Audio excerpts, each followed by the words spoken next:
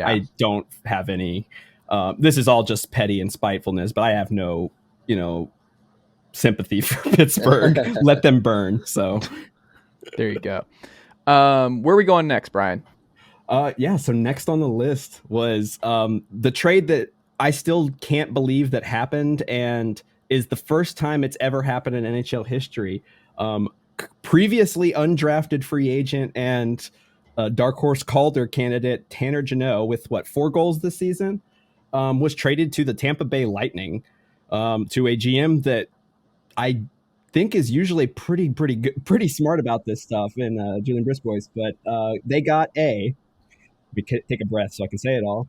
A protected first in 2025, which means if it's top 10, then they get the first the next year. A 2024 second round pick, and then a third, fourth, and fifth in the third round for this year.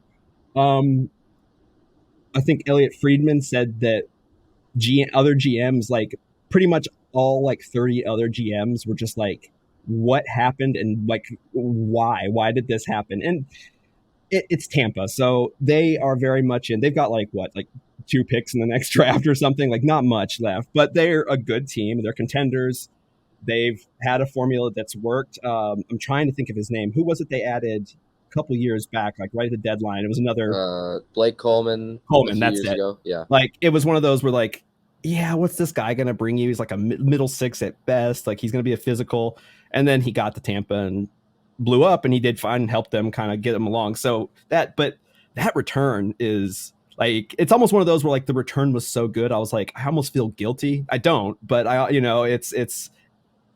there's absolute win. I don't think you can make a better trade at this point for a guy that you put no draft capital into developing. You paid him, minimum salary, and then I think he got one extension for not very much. And he's a guy that was not producing this year because he shot something ridiculous like a 19% last year, which we in the industry say is not sustainable.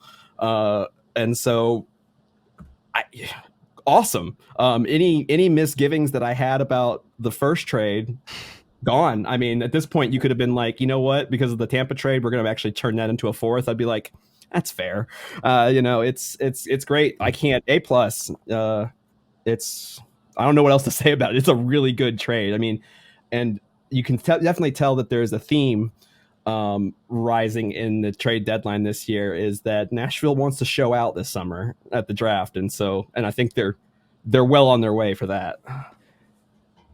Jeff, though, on the flip side, does it make you kind of nervous where it's the Lightning, good organization that you trust more often than not, is we'll give up a lot for Tanner Jeannot, where it's are we missing something? Is there part of you that's is he going to be a star in Tampa Bay? Is this something that people are overlooking a little bit about this? That was actually going to be my first point, was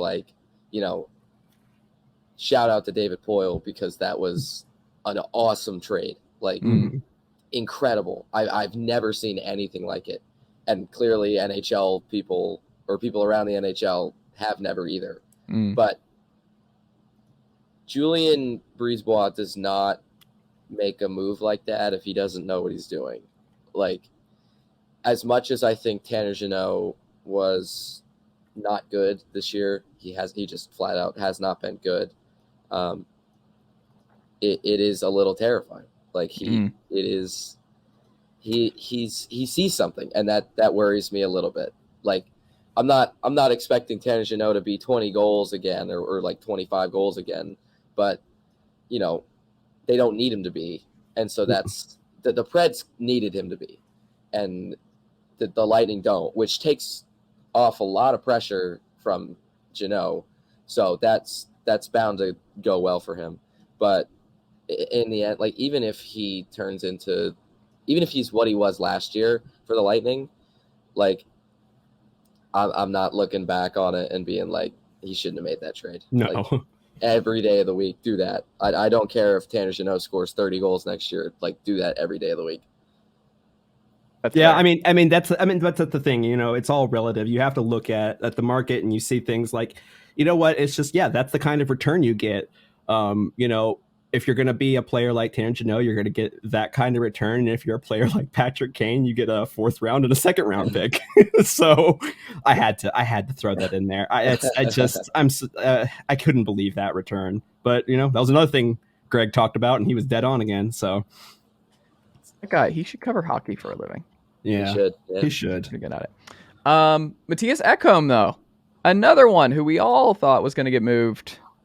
Bryan, he gets moved. Another one where it's like, okay, Edmonton, I guess that makes sense. Edmonton's just, they're a weird team to figure out too. It's like just the ultimate, like Connor McDavid is just something special. Like you just get on Twitter once a week and you'll just see Connor McDavid do something and you're like, oh yeah, that guy's still just ridiculous. And then you're like, Edmonton should really figure it out with Connor McDavid at some point. They should really get it. They're like the Los Angeles Angels of the NHL is what I've decided, is where the Angels have had this generational talent for over a decade in Mike Trout. And they never got another one. And they got another one. Well, for another year. I think he's out. Yeah, I think Shohei is out of here after this year. But then you're like, oh, they can't handle a generational talent. And they're just going to really do just no moments, like no McDavid playoff moments, no real cup run until he leaves eventually. And then they trade for Mattias Ekholm.